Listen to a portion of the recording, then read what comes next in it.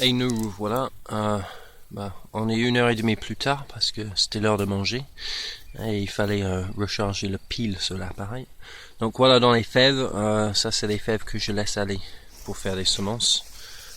C'est très belle, très abondante, très longue, très bien remplie, très peu de choses comme celui-là. Oui, il n'y a qu'un là-dedans, alors que là on a 1, 2, 3, 4, 5, 6 ou 7 par gousse. Alors, ici, encore du plug and play pour remplir l'espace. Betterave et chicorée, du ricin tout autour de ce prunier. Et là après, nous partons en 1000 pas. Donc ça c'est du terre qui était en pomme de terre l'année dernière avec la technique mulch, pomme de terre sous mulch. Là maintenant, ça a été aéré avant de faire les pommes de terre et aéré après les pommes de terre, remulché pour l'hiver.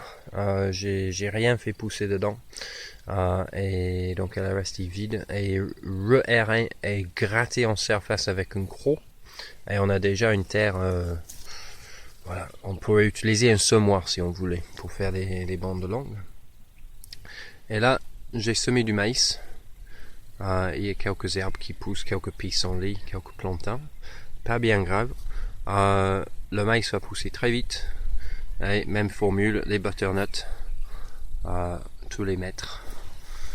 Et on va voir si on peut dépasser le ridicule dans la production. Pareil, quelques arbres de planter déjà. Et ici, le baissière le deuxième baissière, c'est pas le plus haut sur le terrain. Donc le baissière en fait devient maintenant une zone pour baigner du matière organique aussi quand je désherbe.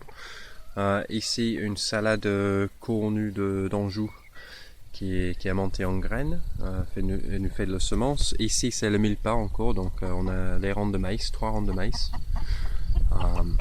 Et tout simplement, il y a encore un pied de fève où je voulais garder les semences parce qu'elle a résisté parmi d'autres qui ont eu des problèmes.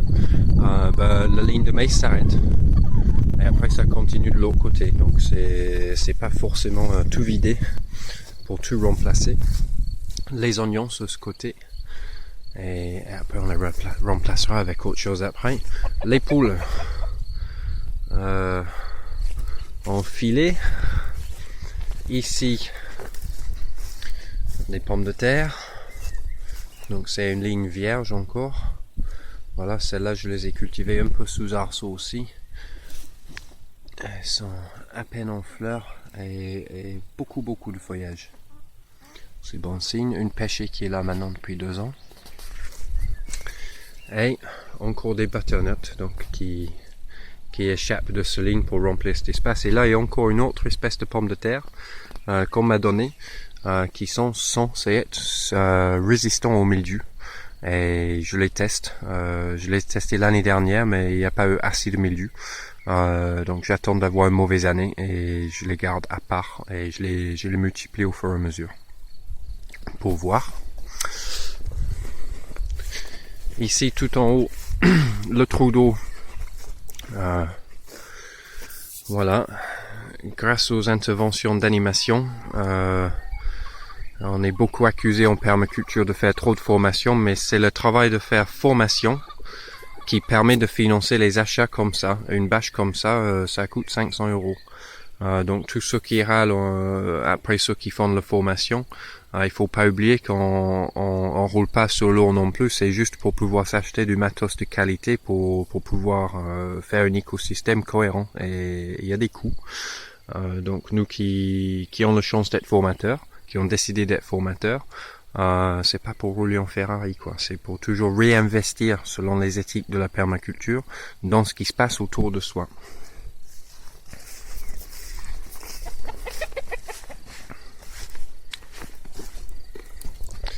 Et ici en haut, haricots grimpantes et concombres.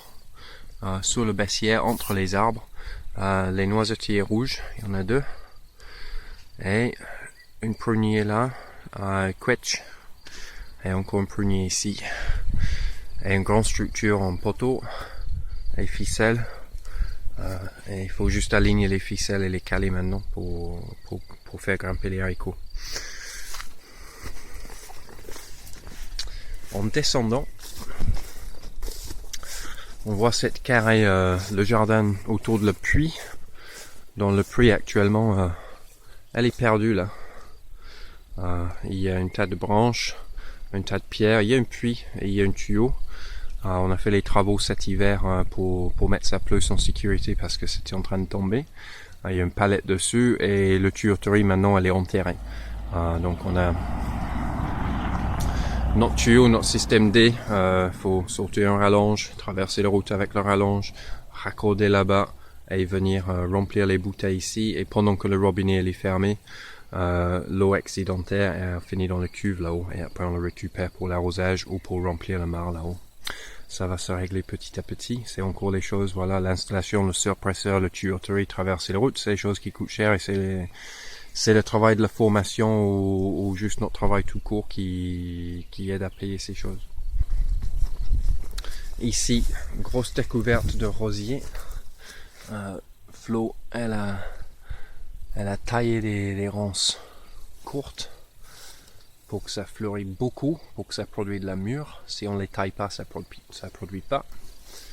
Donc c'est production de mûre et ça permet à une ou deux petites rosiers qui étaient noyées dans les ronces de refleurir et on commence à pouvoir les sortir. Les petites étiquettes dessus pendant l'été et après on les transplante en hiver, sont très jolies. En descendant vers la grange, églantine, grosse tuffe commence à fleurir, qui nous fournit bien sûr des baies riches en vitamine C pour les tisanes pour l'hiver. Le figuier, comme tout le monde, elle a pris un coup à la fin d'avril quand il a fait très froid, comme tous les kiwis. Mais c'est reparti, ça fait pas de fruits par contre, mais au moins c'est pas mort. Encore une butte d'oignons, en train de bien grossir. Encore un mois, 5 semaines, ça sera récolté. Et en haut de la butte, il y avait des salades. Donc on voit là au fond, on voit toujours une tapis de salade là-bas. Ici les salades, c'était des salades vertes, elles ont tous monté. Donc ça va être zone de production de semences. Voilà, on a des grosses salades bien paumées, bien belles. Là commence à monter vers le ciel. Et au fur et à mesure que les salades ont été mangées ou vendues, remplacées avec carottes et poireaux. Donc gratter un peu sur le but, ajouter un peu de compost de 18 jours juste pour augmenter la fertilité un poil sans que ça soit du fumier parce que les carottes n'aiment pas du fumier fraîche, c'est du matière bien décomposée correctement. Et semences de carottes à gauche et à droite et repiquage de poireaux au milieu. Alors là en bas, après le chantier de terrassement, j'avais semé, je me trouvais avec beaucoup de terre nue, je voulais pas que ça se perd, donc j'ai semé de l'avoine avec un grand succès.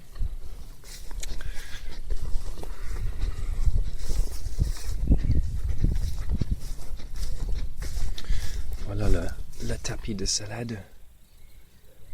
Voilà. Et ici j'ai semé du blé qui a moins bien marché. Ça dépend les endroits. Elle a mieux marché le plus proche qu'on était du bâtiment. Donc là je viens de le tondre. Mais au moins, même si ça n'a pas donné de grain, ici ça va donner du grain. Mais au moins ici ça a occupé le sol. Ce qu'on peut voir ici, ce qui se passe si le sol n'est pas occupé. Dès que le sol n'est pas occupé, il pleut beaucoup, l'eau se rassemble là et on commence à avoir de l'érosion. Et ça commence à emporter les richesses vers les cours d'eau. Et voilà, c'est juste un micro-exemple sur un terrain où on est bien conscient que ça se fait pas. Mais sur nos terrains agricoles, c'est ce qui est en train de se passer partout. C'est pour ça que les fleuves sont sales et toute leur richesse minérale est en train de se finir au fond de la mer. Il ne faut pas le dire parce que sinon ils vont inventer une méthode de l'extraire et nous le revendre sous forme de poudre en sac. Et ici, dans le microclimat de la grange, donc la grange elle est plein est. Voilà. On voit l'avancement de l'ombre sur le terrain avec le soleil couchant. Et là on est plein est, donc c'est que le soleil du matin à 14 h, ça c'est à l'ombre. C'est des caissons, comme je fais tous les ans. Donc maintenant elles sont cachées par le blé, mais c'est des palettes debout, ficelées ensemble. Et là j'ai foutu tous mes tiges de maïs de l'année dernière, les pelotes de ronces quand Flo elle a décidé de déroncer. Elle m'a laissé des pelotes de ronces partout séchées sur l'herbe, je suis allé les chercher, ils sont tous là dedans. Du foin, de la terre, du foin, de la terre, du foin. Après de la terre un peu plus intéressant, encore du foin et après une couche de tonte de gazon. Et comme partout ailleurs, je coupe un trou dans le tout. Donc on extrait une carotte, donc ça rentre au moins dans les premières 3 couches, en rempli de compost de 18 jours et on plante dedans. Donc un poivron, une tomate, une aubergine, des pastèques, du basilic. Tout le monde est planté dans sa module. Dans une lasagne de matière, donc c'est de terre pas très intéressant, du terre du chantier, on fait des petits travaux par-ci par-là, mais elle est en couche de lasagne avec les matières, et au fur et à mesure que ça se décompose, les racines commencent dans le plot de compost et après elles s'infiltrent dans le tout, et il y a quand même une petite chaleur qui se dégage de ces trucs, comme on met de la matière fraîche vers le haut. Donc il y a une toute petite augmentation de température qu'on a constaté. Ça aide bien les aubergines en particulier qui ont besoin qu'il fait 18 degrés pour pouvoir pousser. Là en plus on est à l'abri et on a le mur qui fait masse thermique et on voit bien que ça pousse bien. Et pareil, à part de venir de temps en temps arracher un chardon ou deux, c'est du bas entretien. Et maintenant il faut fixer une poutre sur le mur qui va éventuellement être la poutre pour porter le toit de la serre bioclimatique, mais en attendant on va porter les ficelles pour faire grimper les tomates sur les ficelles contre le mur et on va voir ce que ça donne. Ici de l'autre côté c'est la même chose, aubergine, pastèque, poivron, tomate et basilic, tout dans les caissons. Et celui-là c'était rempli un peu à la dernière minute et j'ai même pas eu assez de matière pour le remplir correctement. On voit que il aurait pu être un peu plus haut. Donc voilà, c'est plus ou moins tout. C'est toujours le chantier. Il y a tout le temps du travail à faire. Là avec le côté production, ceux qui ont envie de devenir maraîchers en permaculture, méfiez-vous. Ça se fait pas comme ça et c'est beaucoup de travail quand même. Il y en a qui, tout le monde qui le fait vous dira la même chose.